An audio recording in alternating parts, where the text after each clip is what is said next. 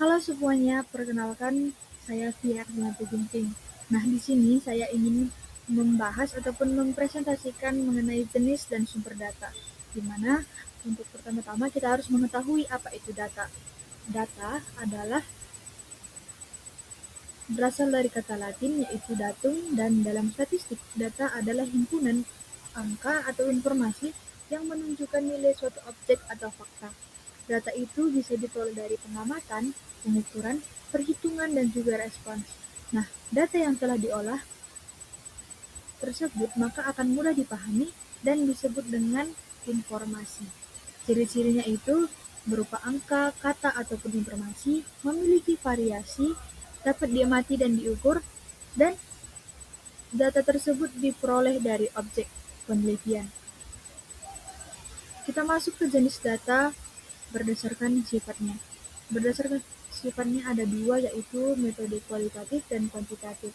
Metode kualitatif itu adalah metode yang digunakan untuk memahami pengalaman, makna, dan sudut pandang individu atau kelompok secara deskriptif.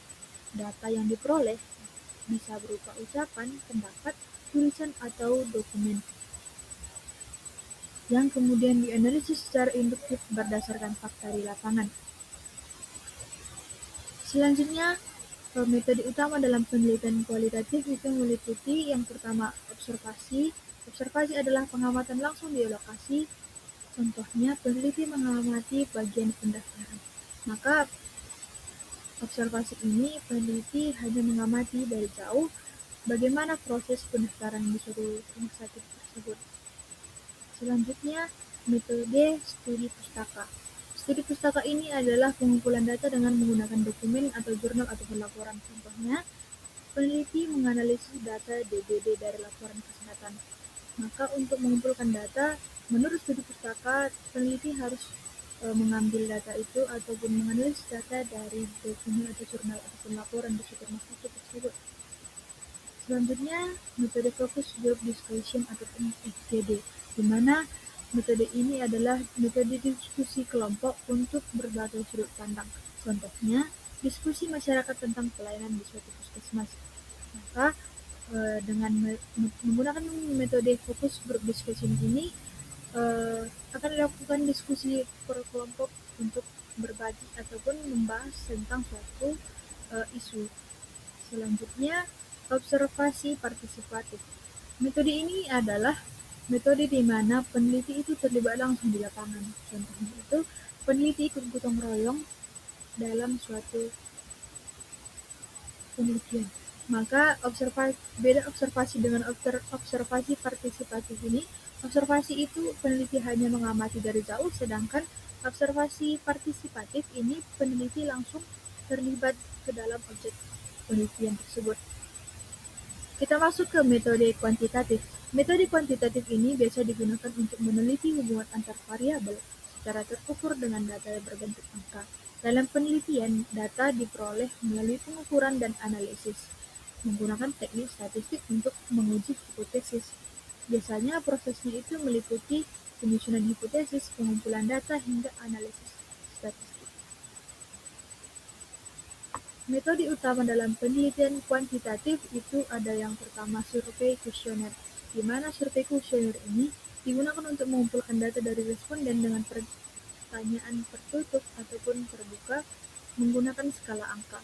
Dan tahapannya itu meliputi penentuan tujuan, penyusunan pertanyaan, penentuan sampel, penyebaran, hingga pengolahan data. Contoh dari survei kuesioner ini, peneliti menyebarkan kuesioner kepada 100 pasien untuk menilai pelayanan di suatu rumah sakit. Apakah itu ramah, cepat? Apakah itu terkait keramahan, kecepatan, ataupun fasilitas di rumah sakit tersebut? Jadi, penggunaan survei ini menggunakan hasil responden tersebut. Selanjutnya, statistik dataset. Metode ini menggunakan data sekunder dari lembaga resmi untuk dianalisis. Contohnya, peneliti bisa menggunakan data dari BPS untuk melihat hal yang ingin diteliti. Selanjutnya, eksperimen. Eksperimen ini di data kuantitatif ini dilakukan untuk mengetahui hubungan sebab akibat dalam kondisi terkontrol. Contohnya itu, peneliti membagi responden menjadi dua kelompok, di mana kelompok tersebut yang melihat iklan memiliki nilai lebih tinggi dibandingkan kelompok yang tidak melihat iklan. Jadi, dari eksperimen tersebut, maka diketahui bahwa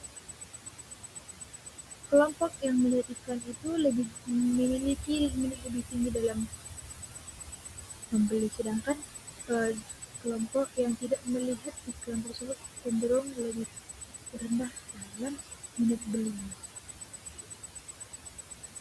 Selanjutnya, data tersebut juga dibagi menjadi dua, yaitu data kontinu dan juga data kategori, di mana data kontinu ini adalah kumpulan angka yang masih dimungkinkan memiliki bilangan desimal ataupun pecahan. Contohnya itu tinggi badan, bisa saja tingginya itu 175,5 cm, berat badannya itu bisa saja 67,7 kg, dan juga lain-lain. Dan data kategori itu adalah data kualitatif, di mana data kategori ini adalah hasil penggolongan ataupun pengklasifikasian data. Misalnya, jenis kelamin, jenis pekerjaan. Jadi, data kontinu adalah kumpulan data yang bersifat angka-angka, sedangkan kategori itu adalah bersifat pengklasifikasian ataupun penggolongan. Selanjutnya, jenis data berdasarkan skala pengukuran ada 4, yaitu data nominal, ordinal, interval, dan rasio. Di mana data nominal ini adalah data yang hanya dapat digolongkan ke dalam kategori tertentu berdasarkan jenis, sifat, atau kondisi, dan tidak memiliki makna angka, serta tidak dapat digunakan dalam perhitungan matematis. Contoh dari data nominal ini adalah jenis kelamin, laki-laki dan perempuan, golongan darah A, B, AB, atau O. Jadi data nominal ini hanya berupa pengklasifikasian. Selanjutnya, data ordinal. Data ordinal ini adalah data yang disusun berdasarkan jenjang atau tingkatan tertentu, sehingga dapat menunjukkan urutan lebih tinggi atau lebih rendah, tetapi tidak dapat dilakukan dalam operasi matematika. Contohnya, tingkat pengetahuan. Ada skalanya 0, 1, 2, 3, di mana 0 itu adalah jelek, 1 cukup, 2 baik, 3 sangat baik. Maka dengan data ordinal ini menunjukkan jenjang atau tingkatan tertentu. Selanjutnya, data interval. Data interval adalah data yang memiliki jarak ataupun interval yang sama antar nilai, namun tidak memiliki nol mutlak, sehingga hasil pengukuran dapat berbeda tergantung alat ukur. Contohnya, suhu Celsius, Fahrenheit, dan lain-lain. Contohnya juga dalam tahun Jawa, Cina, Masehi, ataupun Hijrah, di mana nilai dapat berbeda, tetapi menunjukkan fakta yang sama. Selanjutnya, data rasio. Data rasio adalah data yang memiliki jarak yang sama dan nol absolut, sehingga dapat dilakukan semua operasi matematika dan menunjukkan nilai yang sebenarnya. Contoh dalam berat kilogram, jarak kilometer, di mana untuk data kilogram, gram, jarak, kilometer itu biasanya bisa kita operasikan dalam operasi matematika, di mana jika bernilai 0, maka semua satuan juga menunjukkan 0. Maka dikatakan bahwa data rasio itu adalah menunjukkan nilai yang sebenarnya. Selanjutnya ada jenis data berdasarkan sifatnya, data epidemiologi dan data klinis, di mana data epidemiologi itu adalah data yang digunakan untuk mempelajari frekuensi, distribusi, dan faktor yang mempengaruhi masalah kesehatan pada masyarakat. Contohnya itu data jumlah kasus penyakit menular di suatu daerah untuk mengetahui penyebaran dan faktor penyebabnya. Kemudian data klinis, data yang diperoleh dari hasil pemeriksaan, pengobatan, dan perawatan pasien yang tercatat dalam rekam medis. Contohnya itu data diagnosis pasien dalam rekam medis. Selanjutnya ada sumber data. Sumber data ada 3, yaitu data primer, data sekunder, dan data tersier. Data primer adalah data yang diperoleh langsung dari lapangan atau objek penelitian yang dapat dilakukan melalui wawancara, kuesioner, angket, pengamatan, FGD, dan pemeriksaan. Contohnya wawancara pasien tentang pelayanan kesehatan kuesioner kepuasan, pengamatan kondisi lingkungan, atau serta pemeriksaan laboratorium atau USG. Selanjutnya data sekunder. Data sekunder adalah data yang diperoleh dari sumber tidak langsung seperti laporan arsip, jurnal, atau instansi pengumpulan data. Contohnya, data statistik dari laporan penelitian, artikel jurnal, ataupun data dari surat kabar atau instansi resmi. Yang ketiga, data tersier. Data pendukung yang memberikan penjelasan tambahan dan konteks terhadap penelitian, seperti kamus, ensiklopedia, dan sumber referensi lainnya. Contohnya, penggunaan kamus besar bahasa Indonesia atau ensiklopedia untuk memahami istilah dalam penelitian.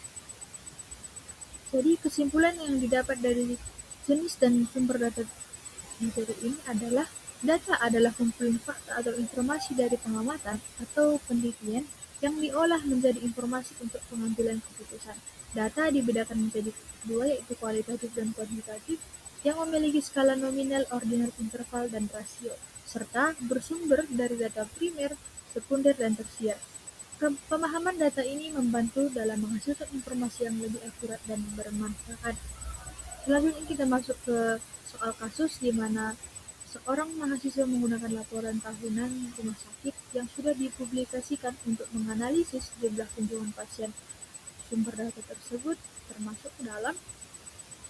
Jawabannya adalah D, sekunder, karena data sekunder sudah dijelaskan bahwa data sekunder adalah data yang diperoleh dari pihak lain atau dokumen yang sudah tersedia seperti laporan rumah sakit. Selanjutnya, seorang peneliti menggunakan buku referensi dan jurnal untuk memperoleh informasi tentang standar pengisian rekam medis. Sumber data tersebut termasuk ke dalam. Jawabannya adalah C, tersier, karena data tersier ini berasal dari sumber yang merangkum data sekunder seperti buku dan jurnal. Yang ketiga, seorang peneliti menggunakan data rekam medis pasien yang diambil langsung dari rumah sakit tempat penelitian dilakukan. Maka data tersebut termasuk ke dalam sumber data A, yaitu primer, karena data primer adalah data yang diperoleh langsung dari sumber pertama, baik itu rumah sakit ataupun objek penelitian. Sekian yang bisa saya sampaikan. Terima kasih.